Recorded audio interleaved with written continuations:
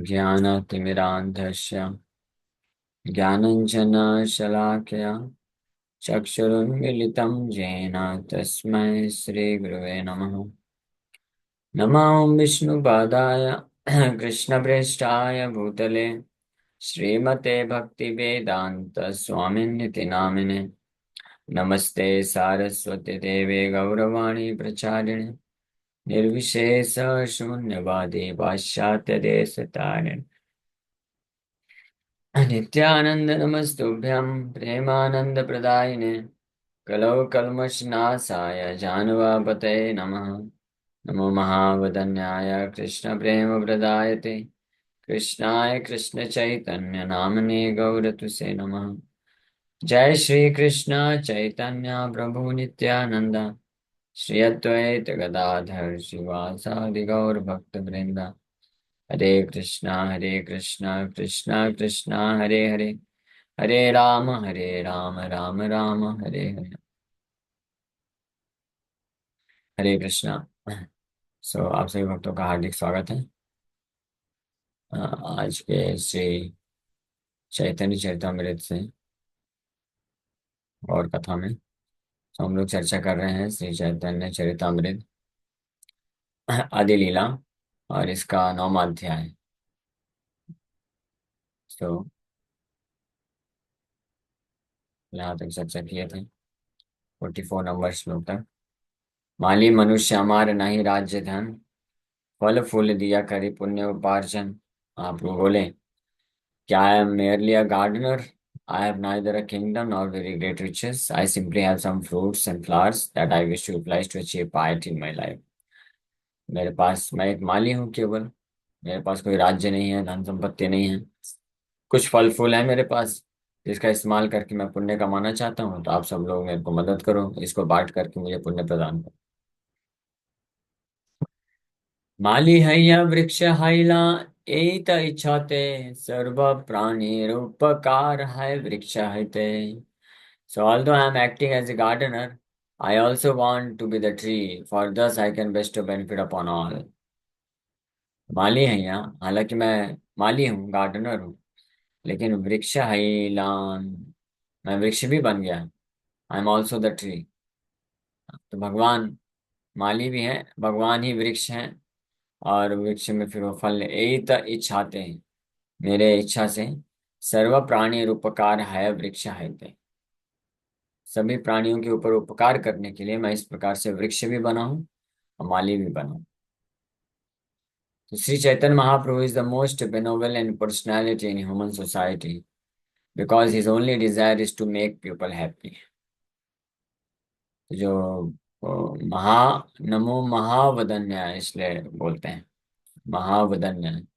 वदान्याय means benevolent personality, उदार व्यक्ति। जो उदार व्यक्ति होते हैं, बेनोवलेंट पर्सनालिटी होते हैं, ये वदान्य व्यक्ति होते हैं। उनके लक्षण क्या होते हैं? उनकी केवल इच्छा होती है सब लोगों को सुखी बनाने में। सर्वे सुखिनों भवन, सर्वे सुखिनो भवन्ति, सब लोग सुखी हो जाएं, ऐसा इच्छा रखते हैं। कौन? जो वैष्णव होते हैं, भक्त लोग होते हैं। श्री चैतन्य महाप्रभु परम भगवान है। So he is the most benevolent personality। So his Sankirtan movement is especially meant for the purpose of making people happy। He wanted to become the tree himself because the tree is said to be the most benevolent living entity। In the following verse, which is from Srimad Bhagavatam, Krishna himself highly praises the existence of a tree। Shri Chaitanya महाप्रभु अपने इस संकीर्तन आंदोलन के द्वारा सभी लोगों को सुख सुख प्रदान करना चाहते, खुशी बनाना चाहते, और इसके लिए वो ये वृक्ष बनने का इच्छा रखते हैं। वृक्ष बन गए क्योंकि सभी सभी जीव जंतुओं में से सबसे ज्यादा बेनोवलेंट है, उदार वृक्ष को माना जाता है। क्योंकि वृक्ष जो है हमेशा छाया देता है और फल फूल देता है। उसको कोई काटने भी आता है तो भी उसको छाया और फल फूल देता है। कोई वृक्ष को मारेगा पत्थर से तो वृक्ष आघात खाने के बाद उसको फल ही देगा। इसलिए ऐसे व्यक्ति को मोस्ट बेनोवलेंट बोलते हैं। जो मार खाने पे भी लोक कल्याण के लिए कार्य करें। जैसे नित्यानंद प्रभु, जगाई मधाई उनको मारे, मधाई ने तो मार ही दिया था, खून निकलने लग गया था, लेकिन फिर भी नित्यानंद प्रभु उनके कल्याण के लिए कार्य किया। सो ऐसे पर्सनैलिटी को महावदन्याय बोला जाता है, मोस्ट मैग्नानिमस। वृक्ष का इसलिए वृक्ष अपने आप को महाप्रभु वृक्ष बोलते हैं। वृक्ष का उपमा दिया गया है इसलिए कई जगह पे। तृणादपि सुनीचेन तरोर इव सहिष्णुना, तरोर इव सहिष्णुना। वृक्ष की तरह जो सहनशील होगा, तृण की जगह तृण की तरह अपने आप को जो विनम्र समझेगा, और सबको मान देना, अमान ही ना मान देना, खुद सम्मान की इच्छा नहीं रखता है लेकिन अन्य सभी को सम्मान देता है, ऐसा व्यक्ति कीर्तनीय सदा ही। Such a person can chant Hare Krishna mahamantra all the time, सदा। तो वृक्ष के गुणों को देखते हुए भगवान कृष्ण भी भागवत में ये श्लोक आता है, उनका गुणगान करते हैं। अहो येषां वरं जन्म सर्व प्राण्योपजीविनां सुजनस्येव येषां वै विमुखा यान्ति नार्थिनः। Just see how these trees are maintaining every living entity. Their birth is successful. Krishna बोल रहे हैं किसको? बलराम भगवान को बोल रहे हैं। कृष्ण बलराम दोनों जब वृंदावन वन में से निकल रहे थे, तो वहां पे निकलते हुए कृष्ण भगवान वृक्षों को देखते हुए उनकी प्रशंसा करते हुए बोल रहे हैं कि जैसे how this trees are maintaining every living entity. देखो, ये जो वृक्ष हैं, ये सभी का जीवन यापन करते हैं, इसलिए इनका जन्म जो है सफल हो चुका है। And their behaviour is just like that of great personalities. For anyone who asks anything from a tree never goes away disappointed. इनका व्यवहार महान व्यक्तियों के जैसा है। सुजनस्य इवा, सुजन, सुजनस्य मतलब महान व्यक्तियों के जैसा। उपजीविना, हाँ, जो अन्य लोगों के उपजीवन के लिए सामग्री प्रदान कर देता है। अहो येषां वरम जन्म सुपीरियर सर्व प्राणी उपजीविनम सुजनस्य इव येषां वै विमुखा यान्ति नार्थिनः। कोई भी इनका आश्रय लेता है तो वो विमुख होकर के नहीं जाता है, डिसअपॉइंट होकर नहीं जाता है, तृप्त होकर जाता है। So, according to Vedic civilization, Kshatriyas are considered to be great personalities because if anyone goes to a Kshatriya king to ask for charity, the king will never refuse. तो क्षत्रिय मतलब ऐसा होना चाहिए कि अगर उनके पास कोई जाए दान मांगने के लिए, कुछ मांगने के लिए, तो राजा कभी रिफ्यूज नहीं कर सकता है। लेकिन आजकल के क्षत्रिय कैसे हैं? मांगने पे देने तो दूर की बात है, जा जा के लूट लेते हैं। टैक्स, इतना सारा टैक्स के बहाने, टैक्स के माध्यम से जो आजकल के जो क्षत्रिय हैं, तो गवर्नमेंट की पोजीशन में जो बैठे हैं, तो वो क्या करते हैं? लोगों को देने की बजाय उनका कुछ कार्य है उसको कराने के लिए उसमें भी घूस ले लेते हैं। उसमें भी इतना करप्शन है, भ्रष्टाचार है। छोटा सा काम होगा, वो बेचारा गरीब व्यक्ति है, वो कुछ इतना कुछ कर नहीं सकता है, तो उसका छोटा सा काम करने के लिए हजारों हजार रुपए, लाखों रुपए घूस ले लेते हैं। लेकिन ये वैदिक सिविलाइजेशन, वैदिक सभ्यता में क्षत्रिय ऐसे नहीं होते हैं। वैदिक सभ्यता में जो क्षत्रिय होते थे, राजा हो गए, जमींदार हो गए, क्षत्रिय हो गए, तो ये लोग, इनके पास कोई भी अप्रोच करता था, दान मांगता था, तो ये लोग दे देते थे। कभी रिफ्यूज नहीं, कभी मना नहीं करते थे। एक तो नाम की भी बात होती थी, क्षत्रियों का नाम इस तरह से ही चलता था कि वो दानी है। हाँ, कि अगर कोई भी उनके सामने मांगने आया है तो उसको देना ही है। तो ट्री, वृक्ष भी इसी प्रकार से होते हैं। वृक्ष को इसलिए ऐसे महान सुजनस से कंपेयर किया गया। The trees are compared to those noble kshatriyas because everyone derives all kinds of benefits from them. Some people take fruit, others take flowers, others take leaves, others take twigs, and others even cut the tree, and yet the tree gives to everyone without hesitation. ये है अ, जो magnanimity, महानता, great personality के ये लक्षण होते हैं। तो पहले के क्षत्रिय होते थे, इतने दृढ़ संकल्पित होते थे कि अगर उनसे कोई कुछ मांग लिया तो दे के रहेंगे, स्पेशली अगर ब्राह्मण है ब्राह्मण का इतना सम्मान करते थे कि ब्राह्मण अगर कुछ भी मांग लिया तो देंगे। और यहाँ तक कि अगर किसी ने उनका जीवन मांग लिया तो जीवन भी दे देंगे। इस हद तक कि जो महाभारत के युद्ध चल रहा था, तो दुर्योधन जैसे क्षत्रिय, दुर्योधन को तो हम सब लोग गाली देते हैं ना, लोग बोलते हैं दुर्योधन ने कितना धोखा दिया, ये सब किया। लेकिन दुर्योधन भी कोई जो है खराब क्षत्रिय नहीं था, और बहुत महान क्षत्रिय था। दानी प्रवृत्ति थी, सब कुछ था, और प्रजा को सब कुछ पालन पोषण अच्छे से करता था। बस पांडवों के प्रति ईर्ष्या थी, दुर्योधन का ईर्ष्या भाव था, इसलिए वो पांडवों के प्रति इस प्रकार से कर रहा था। लेकिन जब युद्ध चल रहा था, तो युद्ध के समय में एक रात्रि को भगवान कृष्ण भेजते हैं अर्जुन को दुर्योधन के पास मांगने के लिए, कुछ कुछ वरदान बचे हुए थे। तो अर्जुन जाता है, बोलता है मुझे वो वरदान जो आपने बचा हुआ है मुझे वापस चाहिए, प्रॉमिस मतलब उसका आप पूरा करो अभी। तो दुर्योधन खुश होकर बोलता है मांग लो, क्या मांगना है। अगर अर्जुन तुम चाहते हो कि बिना युद्ध किए पूरा राज्य चाहिए तो मांग लो, दे दूंगा। मेरा जीवन चाहिए तो दे दूंगा। इस हद तक प्रॉमिस, इस हद तक बोल दिया दुर्योधन कि चाहिए तो ले लो, राज्य ले लो। हाँ। लेकिन अर्जुन तो खैर वो 5 तीर मांगने के लिए गया था, तो वो मांग लेते। सो ये लेकिन अनफॉर्चुनेटली आज के जो क्षत्रिय है, वो जान देना तो दूर की बात है, अपने और सब सुख संपत्ति देना तो दूर की बात है, लूटने में लगे रहते हैं। तो इसलिए कलयुग की दुर्दशा बताई गई है कि दस्यु राजकुलेषु चा, राजकुलेषु मतलब जो क्षत्रिय होंगे, राजकुल के नेतागण होंगे, ये सब प्राय दस्यु होंगे। दस्यु मतलब डकैत होंगे, चोर डकैत से भरे पड़े रहेंगे।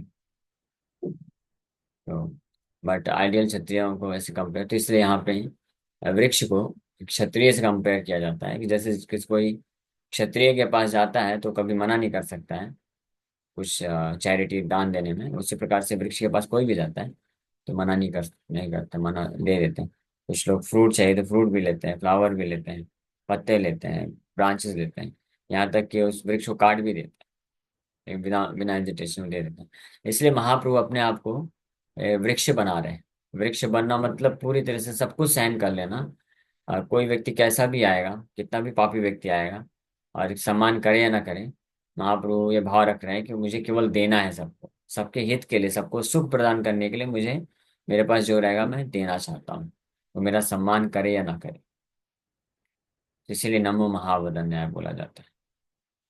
तो unnecessarily cutting trees without consideration is another example of human debauchery. The paper industry cuts many hundreds and thousands of trees for its mills, and with the paper, so much rubbish literature is published for the whimsical satisfaction of human society. Unfortunately, although these industrialists are now happy in this life by dint of their industrial development, they do not know that they will incur the responsibility for killing these living entities who are in the form of trees. So, वृक्ष के प्रसंग से Prabhupada ji mention कर रहे हैं कि अनावश्यक रूप से वृक्षों को काटना ये भी ह्यूमन डिबॉशरी है, मनुष्य समाज की ये एक गंदा क्रियाकलाप।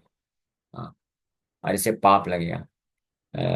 हजारों हजारों की संख्या में वृक्ष काटे जाते हैं, और इससे पेपर प्राप्त करके, और पेपर में क्या लिखते हैं, सब रबिश चीजें, सेंस ग्रेटिफिकेशन की चीजें लिखते हैं। जितने भी न्यूज़पेपर हैं, मैगजीन्स हैं, और यहाँ तक कि बुक्स भी, ये सब क्या है, इसमें only only promotion for sense gratification. केवल एक ही कार्य के लिए अगर कोई वृक्ष को काटता है, पेपर बनाता है, तो वो पाप नहीं लगेगा। अगर वो वृक्ष के बना करके, पेपर बना करके उसमें भगवान का गुणगान करता है, तब वो पाप रहित हो जाएगा, वो बल्कि सेवा हो जाएगी। क्योंकि वृक्ष के ये जितने भी ट्रीज हैं, वृक्ष किसके हैं, ये प्रकृति में है, प्रकृति किसकी, भगवान की है। तो भगवान की प्रकृति है, भगवान के वृक्ष हैं, तो उसको मार के अगर कोई भगवान की सेवा में नहीं लगाता है, तो और अपनी इंद्रिय तृप्ति के लिए यूज करता है, तो निश्चित रूप में उसको पाप लेना पड़ेगा। इसलिए पाप खाता है वो, भगवान बोलते भी है ना, न केवल खाद्य पर, खाने वाला जो चीज होता है, वो अगर हम भगवान को बिना अर्पण किए अपने जीवा के स्वाद के लिए खाते हैं तो वो पाप होता है। उसी प्रकार से वृक्ष को काट करके उसके पेपर बना करके उसमें अपने इंद्रिय तृप्ति के का कार्यों को लिखना, आ, उससे ताकि पढ़ के सुन के इंद्रिय तृप्ति प्राप्त हो सके, तो वो भी पाप है। इस प्रकार से भी तो आंख से और कान से भी तो खाना ही हुआ। आंख और कान से इस प्रकार से अपनी इंद्रिय तृप्ति के लिए खाता है कोई पेपर के इस्तेमाल से, तो वो भी पाप करता है। और इस फॉर दैट मैटर एनीथिंग, कोई भी भौतिक प्रकृति के रिसोर्सेज है, अगर वो अपने सेंस ग्रेटिफिकेशन के लिए करता है तो वो पाप करता है। इतना ज्यादा पाप का हो रहता है। तो अनफॉर्चुनेटली ऑल दो दीज इंडस्ट्री, ये लोग सोचते हैं कि हम इंडस्ट्री डेवलपमेंट कर रहे हैं और खूब, हाँ, पैसे कमा रहे हैं, बट वास्तव में they are incurring the sinful reaction। ये they will incur the responsibility for killing these living entities who are in the form of trees। वृक्ष के रूप में भी जीवन है, वृक्ष में भी जीवन होता है। उसको कोई काट देता है, मार देता है, तो वो भी जीव हत्या में आता है। इसलिए वृक्ष हो या कोई भी वेजिटेरियन फूड हो, उसको अगर कष्ट पहुंचाते हैं तो भगवान को अर्पण नहीं किया तो पाप खाएगा। इसलिए कुछ लोग ऑब्जेक्शन भी उठाते हैं ना, बोलते हैं कि आप बोलते हो कि नॉनवेज नहीं खाना चाहिए, नॉनवेज खाने से जीव हत्या होती है, पाप लगता है। तो फिर आप लोग वेजिटेरियन खाते हैं तो उसमें भी तो जीव हत्या करते हो ना, पेड़ पौधे काटते हो। तो सही बात बोलते हैं कि पेड़ पौधों को भी काटते हैं, हम फल फूल लेते हैं, तो उसमें भी उतने कुछ मात्रा में तो जीव हत्या होती ही होती है। ये जीव को कष्ट मिलता है। तो अगर उसको भगवान को अर्पण नहीं करेगा कोई, तो उसको पाप लेना पड़ेगा। अनाज अनाज जैसे होता है, अनाज तो खैर जो पौधा मर जाता है उसके बाद, नेचुरल डेथ के बाद अनाज निकलता है, तो उसमें जीव हत्या नहीं होती है हालांकि। लेकिन फिर भी क्योंकि वो प्रकृति का है, प्रकृति भगवान की है, तो भगवान के पास जाना चाहिए। इसलिए पहले वैदिक सभ्यता में एक कल्चर हुआ करता था कि जब भी फसल उगती थी, तो जो नया धान आता था, तो सबसे पहले वो भगवान के मंदिरों में जाता था, भगवान को अर्पण किया जाता था। उसके बाद फिर गांव वाले जो है अपने इस्तेमाल के लिए यूज करते थे, ये प्रोसेस होता था। अभी ये सब बंद हो गया। अभी केवल अपने इंद्रिय तृप्ति के लिए लोग जो है कार्य करते हैं। तो ये निश्चित रूप में पाप प्रदान करेगा। So this verse quoted from Srimad Bhagavatam was spoken by Lord Krishna to his friends when he was taking rest underneath a tree after his pastime of stealing the clothes of the gopis, Vastraharan Leela. By quoting this verse, Chaitanya Mahaprabhu teaches us that we should be tolerant like trees and also beneficial like trees, which give everything to the needy persons who come underneath them. A needy person may derive many advantages from trees and also from many animals, but in modern civilization, people have become so ungrateful that they exploit the trees and animals and kill them. Yeah, these are some of the sinful activities of modern civilization. Just we can just imagine, ये जो आधुनिक समाज के लोग हैं कितने पापी हैं कि जिन जिन जानवरों से, वृक्षों से हमको लाभ मिलता है, अनेकों प्रकार के फायदे मिलते हैं, उन्हीं को मार के खा जाते हैं। वृक्षों को मार दिया जाता है, काट दिया जाता है अपने इंद्र तृप्ति के लिए। सो ये सिंफुल एक्शन इसका नहीं लगेगा क्या? कोई भी थोड़ा सा भी बुद्धि जिसकी शुद्ध होगी ना, बहुत ज्यादा बुद्धि नहीं चाहिए इसको समझने के लिए, थोड़ी सी बुद्धि रहेगी, बस शुद्ध बुद्धि होनी चाहिए, है ना। हाँ, उसका जो ब्रेन है वो काऊ डंग से नहीं भरा होना चाहिए। अगर गोबर भरा होगा मस्तिष्क में तो नहीं समझेगा, फिर अननेसेसरी आर्ग्यूमेंट करेगा। लेकिन अगर गोबर नहीं है, थोड़ा सा क्षमा करिएगा, मैं थोड़ा ज्यादा बोल दिया। लेकिन क्या करें, लोग ऐसे मूर्ख लोग इस संसार में बड़े पड़े हैं। हाँ, इलॉजिकल इलॉजिकल लॉजिक देने का प्रयास करता है। हाँ, बोलते हैं इतने सारे वृक्ष हैं, फिर इनका क्या होगा? सारा वृक्ष, इतना सारा वृक्ष हो जाएगा, जंगल हो जाएगा, फिर तबाही मच जाएगी। काटना भी तो जरूरी है ना, साफ साफ सफाई होना चाहिए। अरे नालायक, साफ सफाई करने की जिम्मेदारी तुम्हारा है। हाँ, प्रकृति जिसकी है, भगवान का जिम्मेदारी है। भगवान जब वो उगा रहे हैं, पैदा कर रहे हैं हर जगह पेड़ पौधे वृक्ष, तो तुमको क्या तकलीफ है? साफ सफाई करना जरूरी है, बहुत बड़े बड़े जंगल हो जाते हैं, तो तुम अपना घर में रहो ना। इतना क्या है, जंगल हो, जंगल की जरूरत है, वहां पे जीव जंतु रहते हैं। वो तुम्हारे लिए जंगल लगता है कि जंगल हो रहा है, साफ सफाई करना चाहिए, काटना चाहिए। वो जंगल नहीं है, वो घर है किसी का। बहुत सारे 84 लाख स्पीसीज वहां पे रहती है, बस एक ही स्पीसीज अभी परेशान कर रही है वो जाके। तो भगवान का अरेंजमेंट है। आप जंगलों को साफ कर देंगे, सारे वृक्ष काट देंगे, तो वो वृक्ष को काटने का तो पाप लगेगा ही। साथ में वो जंगल में रहने वाले जो जंगली जीव जंतु हैं, उनका आश्रय आपने नष्ट कर दिया, तो उसका भी पाप लेना पड़ेगा। ऐसे ही जो गोचरण के लिए जमीन होती है, हरी हरी घास, वो भी नहीं बची ना, तो उसका भी रिएक्शन लेना पड़ेगा। गौ माता को चरने के लिए जो है हरी हरी घास नहीं मिलती। लोग हर जगह बिल्डिंग बना दिए, या हर जगह जो सेंस ग्रेटिफिकेशन उत्पन्न करने वाले पदार्थ को उगाते हैं। तो ये एक बहुत ही डिस्टर्बिंग कंडीशन है, प्रकृति के साथ इस प्रकार से खेल ऐसा करना। सो भगवान कृष्ण अपने वृंदावन लीलाओं में वृक्ष के नीचे जब विश्राम कर रहे थे, तो वृक्षों की महानता को बताते हुए अपने सखाओं को गुणगान करते हैं। हाँ, वृंदावन में 12 वन हैं, और इतने सारे सब हरे भरे घने घने जंगल हैं। हाँ, हमने कभी ऐसा नहीं किसी भागवत में किसी भी अध्याय में नहीं पढ़ा कि कोई सखा या कोई वो बोले कि बहुत बहुत घना जंगल हो गया है, यहाँ के वृक्षों को साफ कर देना चाहिए। ऐसा कहीं नहीं पढ़ने वाला। बल्कि बहुत घना जंगल और मददगार रहता है सभी जीव जंतुओं को अच्छे से रहने के लिए।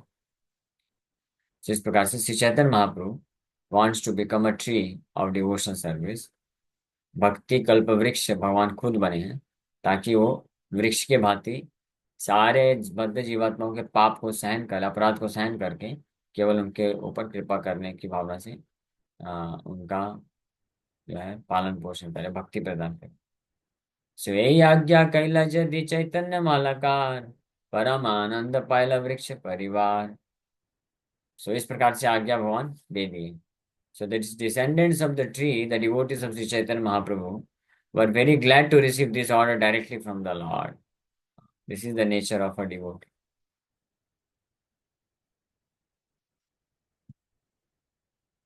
भगवान जब आदेश दिए, तो जो वास्तविक भक्त हैं, ट्रू डिवोटीज, तो इस आदेश को प्राप्त करके बड़े खुश हो गए। क्या आदेश दिए भगवान? कि मैं वृक्ष बना हूँ, और ये जो फल फूल है निकल रहे हैं, कृष्ण प्रेम रूपी फल फूल, मैं चाहता हूँ कि आप इसका वितरण करो हर किसी तक, ताकि हर कोई इसको खा करके सुखी बन जाए। That is my desire. तो ये आज्ञा भगवान दी। और ये आज्ञा प्राप्त करके जो जो वास्तविक भक्त होंगे, जब वो इस प्रकार की आज्ञा प्राप्त करते हैं कि वो एंड प्रीच कृष्ण कॉन्शियसनेस, अन्य लोगों तक कृष्ण भावनामृत को फैलाओ, प्रदान करो, कृष्ण प्रेम रूपी हरिनाम संकीर्तन रूपी फल जो है चैतन्य ट्री से, ये प्रदान करो। तो जो वास्तविक जो भक्त होते हैं, डिसेंडेंट्स ऑफ द ट्री, यानी डिवोटीज ऑफ श्री चैतन्य महाप्रभु, वो बड़े खुश हो जाते हैं और बड़े आनंद पूर्वक हर परिस्थिति में इस आदेश का पालन करने का कोशिश करते हैं। So it is the desire of Lord Chaitanya Mahaprabhu that the benevolent activities of the Sankirtan movement, which was inaugurated 500 years ago in Navadip, be spread all over the world for the benefit of all human beings. ये श्री चैतन्य महाप्रभु की इच्छा है कि जो कार्य संकीर्तन movement, संकीर्तन आंदोलन का जो उदारतापूर्ण कार्य श्री चैतन्य महाप्रभु चालू किए 500 साल पहले नवद्वीप में, तो महाप्रभु चाहते हैं कि इस कार्य को, इस संकीर्तन आंदोलन को पूरे विश्व में सभी प्रकार के मनुष्यों को वितरण किया जाए, उनके लाभ के लिए वितरण किया जाए। ये इच्छा है। But unfortunately there are many so called followers of Chaitanya Mahaprabhu who are satisfied simply to construct a temple, make a show of the deities, collect some funds, and utilize them for eating and sleeping. That's all. So ये जो followers होते हैं, they are all so called followers. चैतन्य महाप्रभु के वो followers जो कि भगवान का भक्ति के नाम पे मंदिर बनाएंगे, विग्रह सेवा करेंगे, कुछ फंड कलेक्ट करेंगे, और मठ में बढ़िया आराम से खा पी करके सो जाएंगे। तो इस प्रकार का जो कार्य है, it was condemned by Srila Bhakti Siddhanta Saraswati Thakur Prabhupada. Srila Bhakti Siddhanta Saraswati Thakur Prabhupada इसको बहुत कंडेम करते थे। वो बोलते थे it is better to become a street sweeper and earn money and maintain your family. ये ज्यादा अच्छा है कि आप सड़क का चपरासी बन जाओ और उससे पैसे कमाओ और फिर अपना जीवन यापन करो, बजाय कि भगवान के नाम पे मंदिर मंदिर खोल के बैठ जाओ और भगवान का विग्रह मूर्ति सामने रख करके और उससे डोनेशन इकट्ठा करके फिर अपना तथा अपने परिवार वालों का पालन पोषण करो। हाँ, ये जो सो कॉल्ड फॉलोअर्स होते हैं वो ये करते हैं। जो टेम्पल डोनेशन, जो टेम्पल में डोनेशन आता है, that is only meant for spreading Krishna consciousness, no other purpose. यहाँ तक कि Prabhupada ji, he was very bold, बिना डर के प्रभुपाद जी प्रचार करते। प्रभुपाद जी जब साउथ इंडिया गए थे, तिरुपति बालाजी मंदिर में, तो वहाँ प्रभुपाद जी क्योंकि पूरे वर्ल्ड में इतना प्रचार किए थे, बहुत सारे फॉरेनर डिवोटीज आए थे। तो तिरुपति में भी मंदिर के जो मुख्य पुजारी पंडा लोग हुए, वो बहुत स्वागत किए, सम्मान दी। और मेन ऑल्टर में प्रभुपाद जी को लेके गए और आरती करने का मौका भी दिया। लेकिन प्रभुपाद जी उनसे संतुष्ट नहीं थे। और वो प्रभुपाद जी बोले कि आप लोग भक्ति अच्छा करते हैं, बहुत अच्छे से पूजा कर रहे हैं, बहुत अच्छा भगवान को, हाँ, आप श्रृंगार करते हैं, पूजा करते हैं, सब कुछ अच्छा है। लेकिन ये सफिशिएंट नहीं है। आप आपके जो आचार्य हैं श्री रामानुजाचार्य, उनको आप अच्छे से पालन नहीं कर रहे हैं। श्रीपाद रामानुजाचार्य श्री वैष्णव संप्रदाय में वो इतने महान आचार्य हुए कि he dedicated his life for preaching Krishna consciousness. वो नीच से नीच व्यक्ति से लेकर के हाई क्लास व्यक्ति सब को कृष्ण भक्ति का प्रचार किए। और वो भी एक रिवोल्यूशनरी आचार्य हुए, है ना। जात पात का ये सिस्टम रहता है, ब्राह्मण क्षत्रिय वैश्य शूद्र, ये हमेशा से रहा है, आज भी है। आज भी लोगों के दिमाग में इतना भरा पड़ा है कि जो ब्राह्मण परिवार में जन्म लिया है केवल उसी को अधिकार है भगवान विष्णु का पूजा करने का, भक्ति करने का, वो हमेशा श्रेष्ठ है। ये आज भी लोगों के दिमाग में घुसा हुआ है, सोचिए। और जो शूद्र परिवार में जन्म ले लिया है तो वो तो पाप ही है, पिछले जन्मों में पाप करके बैठा हुआ है, इसलिए उसको कोई अधिकार नहीं। तो लगभग 1000 1500 साल पहले रामानुजाचार्य इस बात का खंडन किए। वो जो शूद्र परिवार में जन्म लेने वाले लोग हैं, उससे भी नीच लोग हैं, उनके पास भी जाकर के कृष्ण भक्ति का प्रचार किए, उनको कृष्ण कॉन्शियस बनाए। वो सब लोग पाप छोड़ दिए, उनको शिष्य बनाए। और उनको भी योग्य ब्राह्मण बना दिए, भक्त वैष्णव बना दिए, श्रेष्ठ ब्राह्मण से श्रेष्ठ बना दिए, इस प्रकार से प्रचार किया। और उनके जो इंस्ट्रक्शंस है बहुत सिमिलर है, हमारे शिला प्रभुपाद जी के जो इंस्ट्रक्शंस हैं, हमारे आचार्य के इंस्ट्रक्शंस है, बहुत सिमिलर है। प्रचार के लिए उन्होंने सेक्रीफाइस किया और बहुत सारे मठ खोले जिसके माध्यम से प्रचार हो जाए। तो प्रभुपाद जी बोले कि तिरुपति बालाजी मंदिर में आपके पास करोड़ों अरबों रुपए का डोनेशन आता है, पूरे इंडिया से सब लोग जाते हैं, इतना सारा डोनेशन आता है, but what are you doing with that donation? उस डोनेशन का आप क्या कर रहे हैं? हाँ। तो उसका ठीक है, एक तो है कि वहाँ पे खूब प्रसाद खिलाते हैं। बोले वो अच्छी बात है, आप एक अच्छा कार्य कर रहे हैं कि भगवान बालाजी का प्रसाद फ्री में हजारों लाखों लोगों को खिलाते हैं, दैट्स गुड। बट वो सफिशिएंट नहीं है। आप भगवान बालाजी की असली कृपा देना चाहते हैं तो आपको प्रचार करना चाहिए, लोगों तक रामानुजाचार्य की शिक्षा पहुंचानी चाहिए। और बहुत सारे केंद्र खोलने चाहिए जहाँ पे लोग आकर के भगवान की भक्ति की शिक्षा को प्राप्त कर सके। लेकिन ऐसा कुछ अरेंजमेंट क्यों नहीं है? तो प्रभुपाद जी के ये बोलने के बाद कुछ जो है वहां से प्रेरित हुए वो लोग, और फिर कुछ जगह पे खोले भी। अभी कुछ ऐसी जगह पे हैं बालाजी के मंदिर के चलते हैं, लेकिन उस प्रकार से नहीं है जिस प्रकार से चाह होना चाहिए था। श्रीपाद रामानुजाचार्य जिस तीव्रता से चाहते थे प्रचार होना चाहिए था, उस तीव्रता से नहीं हो पा रहा है। तो इसीलिए हम लोग बड़े गर्व के साथ कह सकते हैं, ये हम लोग ऐसा नहीं बोलते, इसलिए नहीं बोलते कि अन्य लोगों का, अन्य संप्रदाय की निंदा करने के उद्देश्य नहीं। हमको पूरा इतना गर्व है कि we are the only, Srila Prabhupada is the only bonafide spiritual master acharya इस युग के मॉडर्न टाइम पे, जो सब कुछ सेक्रीफाइस करके without money without any support he preach Krishna consciousness all over the world. कुछ सपोर्ट नहीं था प्रभुपाद जी के पास। प्रभुपाद जी भी चाहते हैं तो वृंदावन में राधा दामोदर मंदिर में आराम से बैठ के भजन कर सकते थे, कोई टेंशन नहीं था उनको। लेकिन 70 साल की उम्र में वो सेक्रीफाइस किए प्रभुपाद जी, वृंदावन धाम छोड़ करके, और अपने जीवन की परवाह ना करते हुए निकल गए प्रभुपाद जी। क्योंकि आचार्य का वाणी को जो है भविष्यवाणी को पूरा करना है, श्री चैतन्य महाप्रभु की आज्ञा का पालन करना है। और प्रभुपाद जी के गुरु महाराज ने आदेश दिया था कि जाके प्रचार करो, उसको पूरा करना है। हाँ, प्रभुपाद जी भी सोच सकते थे ना कि अरे मेरे गुरु महाराज ने तो कई लोगों को आदेश दिया, इतने हजारों शिष्य थे, किसी ने नहीं किया, तो मैं इतना क्यों पागल हो रहा हूँ इसमें? मैं तो गृहस्थ से गृहस्थ हूँ ना, वानप्रस्थ लिया हूँ अभी। हाँ, संन्यास जब नहीं लिए थे, तो जब जब मेरे गुरु महाराज के इतने बड़े बड़े सन्यासी ब्रह्मचारी शिष्य लोग, वो लोग ध्यान नहीं दे रहे हैं, वो लोग नहीं कर रहे हैं, तो मैं इसमें क्यों पढ़ूं फालतू? मेरा तो अब वैसे भी उम्र हो गया, 70 साल उम्र हो गया है। चुपचाप बैठ के मैं राधा दामोदर मंदिर में भजन कर लेता हूँ और यहाँ से निकल जाता हूँ भर के धाम। नहीं, तो Prabhupada ji he is a genuine disciple, अपने गुरु महाराज के बिल्कुल शुद्ध जेन्युइन डिसाइपल है।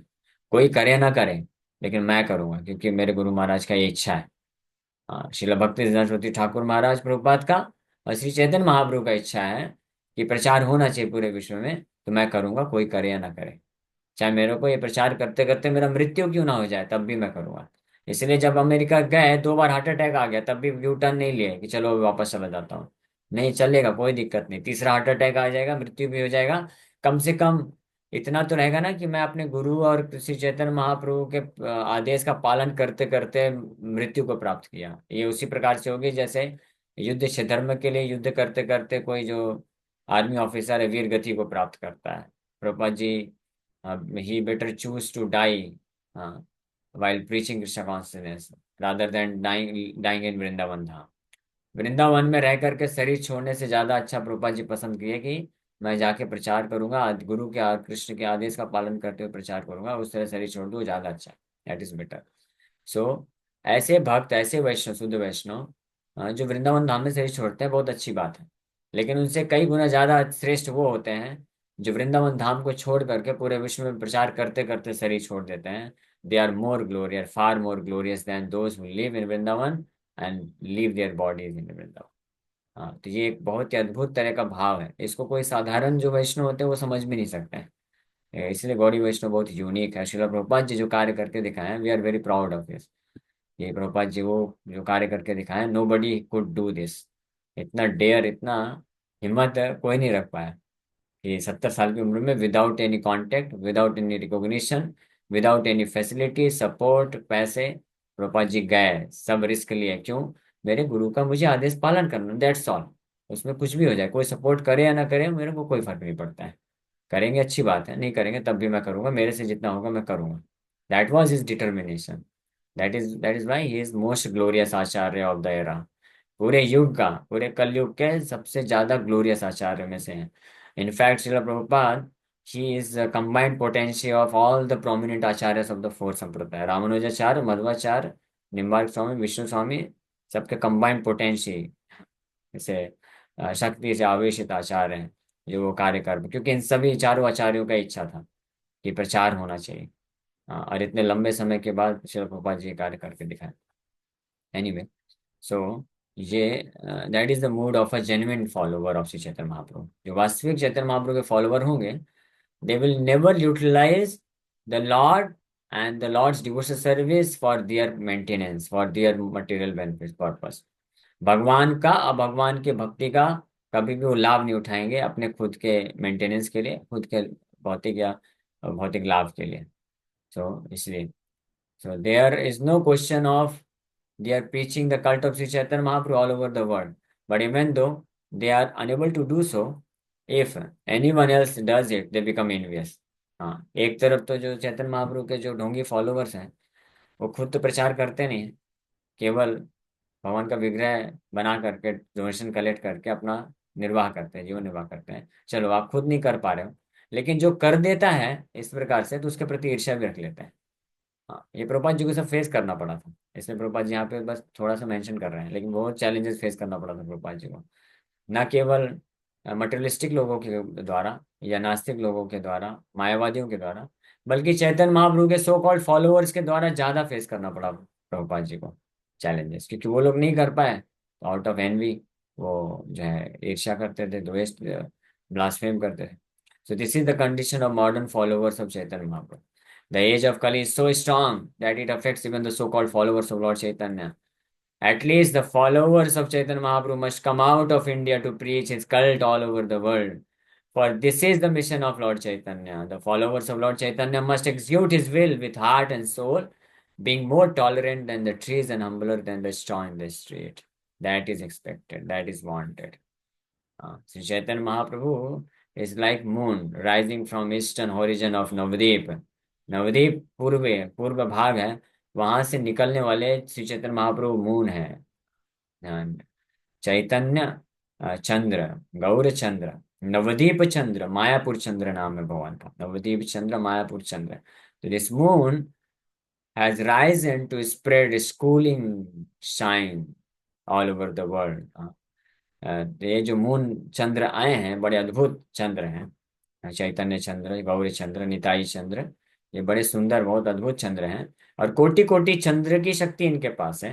तो ये हर जगह अपनी किरणों का वितरण करना चाहते हैं, ताकि जो लोग इस संसार में भौतिक भोग वासना में फंसे होने के कारण, माया में फंसे होने के कारण बहुत ही गर्मी महसूस कर रहे हैं, हाँ, तो उनको उनके ऊपर कृपा कर सकें, उनका उद्धार कर सकें। इसलिए ये चैतन्य चंद्र को राइज होने देना चाहिए। हाँ, प्रभुपाद जी एक लेक्चर में बोलते हैं, one should allow Shri Chaitanya Mahaprabhu to rise more and more. हाँ, one should not in compact Shri Chaitanya Mahaprabhu in one's temple only. एक मंदिर में बस उनको बंद करके नहीं रखना चाहिए। The real devotee should allow him to grow more and more, grow more more and more from eastern origin to western origin. हाँ, ईस्ट से वेस्ट। हाँ, चाहे वो प्रभुपाद जी करके दिखाए। हाँ, और इस प्रकार से ताकि सब लोगों को लाभ मिल सके। एनीवे, तो ये है डिजायर, श्री चैतन्य महाप्रभु का डिजायर। हम लोग ये सब पढ़ रहे हैं so that we can also become true follower of Shri Chaitanya Mahaprabhu, not the imitation follower of Chaitanya Mahaprabhu. Imitation follower of Chaitanya Mahaprabhu are those who wants to take benefit from him. जो नकली फॉलोवर होते हैं चैतन्य महाप्रभु के, वो उनसे केवल लाभ उठाना चाहते हैं। लेकिन जो असली फॉलोवर होते हैं वो उनको लाभ देना चाहते हैं, उनकी इच्छाओं को पूरा करना चाहते हैं। और उनका इच्छा है कि पृथ्वी ते आच्छेयत नगर अधिग्राम सर्वत्र प्रचार हैव मोर नाम। पृथ्वी में जितने भी नगर और ग्राम हैं, हर जगह मेरे नाम का प्रचार होना चाहिए। That is the desire of Shri Chaitanya Mahaprabhu. So anyone who actually love Shri Chaitanya Mahaprabhu, जो वास्तविक रूप में श्री चैतन्य महाप्रभु को प्रेम अगर कोई करता है, तो वो इसको अपना अपने जीवन का लाइफ एंड सोल बना लेगा। इस मिशन को अपना लाइफ एंड सोल बना लेगा और पूरा भरसक प्रयास करेगा इसको स्प्रेड करने का। क्योंकि ये अभी कार्य है, ये श्रीला प्रभुपाद जी करके गए हैं, but still there is lot more to do. बहुत कुछ करना भी बाकी है। 5 लाख से ज्यादा गांव हैं। हाँ, तो 5 लाख कम से कम केंद्र होने चाहिए। हाँ, इस्कॉन के 5 लाख सेंटर्स होने चाहिए। प्रभुपाद जी एक बहुत अच्छा फाउंडेशन क्रिएट करके गए हैं, और उसके उस बेसिस पे कोई भी जो है बड़ी आसानी से इस्कॉन में आश्रय लेकर के, चैतन्य महाप्रभु का अच्छे से आश्रय लेकर के भक्ति करके अपने आप को इक्विप्ड कर सकता है, वेल क्वालिफाइड बना सकता है। And then he can go out all over the world and preach and establish so many centres and spread teachings of Shri Chaitanya Mahaprabhu.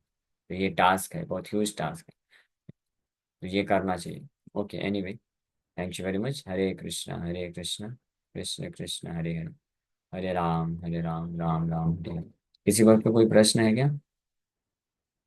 तो उनको किस मतलब किस कारण उनको ये यूनियो का जन्म मिलता है प्रभु जी, पेड़ पौधे का? अभी जो एग्जाम्पल दिया गया ना, उससे रिलेटेड प्रश्न पूछना चाहिए। अभी उनको क्यों ऐसा जन्म मिलता है वो एक अलग प्रश्न है, उसमें मत जाइए। पेड़ पौधे की अभी महिमा का गुणगान किया जा रहा है, उनकी महिमा वर्णन की जा रही है। कि जो पेड़ पौधे होते हैं वो बड़े दानी प्रवृत्ति के होते हैं, वो बड़े सहनशील होते हैं। तो हम we are also expected to become like them.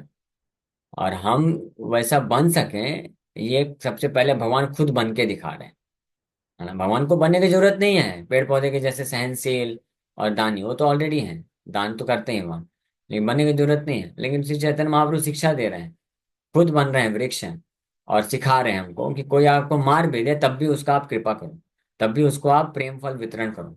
ऐसा नहीं कि कोई व्यक्ति आ गया, आप उसको प्रचार करने का प्रयास कर रहे हैं, और फिर वो जो है आप आपका प्रति अपराध करता है, आपको डिसरिस्पेक्ट करता है, आपका बात नहीं सुनता है, तो फिर आप उसको त्याग दो, नहीं इसको नहीं देंगे फल, जरो दूर भग जाओ। नहीं, अपने आप को बहुत अधम समझते हुए, त्रिनादपि सुनीचेन, अपने आप को बहुत विनम्र समझते हुए, जानते हुए कि कोई हमको रिस्पेक्ट दे या ना दे, डिसरिस्पेक्ट करे, कुछ भी करे, हमारा दायित्व है, हमारा सेवा है। हम श्री चैतन्य महाप्रभु के हम्बल सर्वेंट बन करके, रिप्रेजेंटेटिव प्रभुपाद जी के विनम्र सेवक बन करके, हम उनके रिप्रेजेंटेटिव बन करके हर उस व्यक्ति को ये कृष्ण प्रेम रूपी फल, हरिनाम संकीर्तन रूपी फल देने में इंटरेस्ट रखते हैं, जो इसको लेने के लिए तैयार हैं। भले ही वो पर्सनली हमको चाहे लात घुसे मारे, डिसरिस्पेक्ट करे, कुछ भी करे। हाँ, ये एग्जाम्पल ये है, ये शिक्षा देने के लिए श्री चैतन्य महाप्रभु वृक्ष खुद बन रहे हैं। और हाँ, वो चाहते हैं कि हम भी वृक्ष की तरह सहनशील हो जाएं, और केवल हम लोगों के लाभ के लिए, आध्यात्मिक लाभ के लिए फल देना जाने, कुछ लेना ना जाने। हम केवल दें लोगों को, कृष्ण प्रेम रूपी फल का वितरण करें, चाहे लोग उसको सम्मान के साथ स्वीकार करें या अपमानित करें। ये स्वीकार करने में इंटरेस्ट ना भी हो तब भी उनको हम पीछे पीछे लग के उनको दें। हाँ, यानी अपने अहंकार को पूरी तरह से साइड में रख दें, त्रिनादपि सुनीचेना, इसी को बोला जाता है। और सहन करना और मान सम्मान उनको देना, तब चैतन्य महाप्रभु जो है वो प्रसन्न हो जाएंगे। ठीक है, क्लियर है? ओके, और कोई प्रश्न है?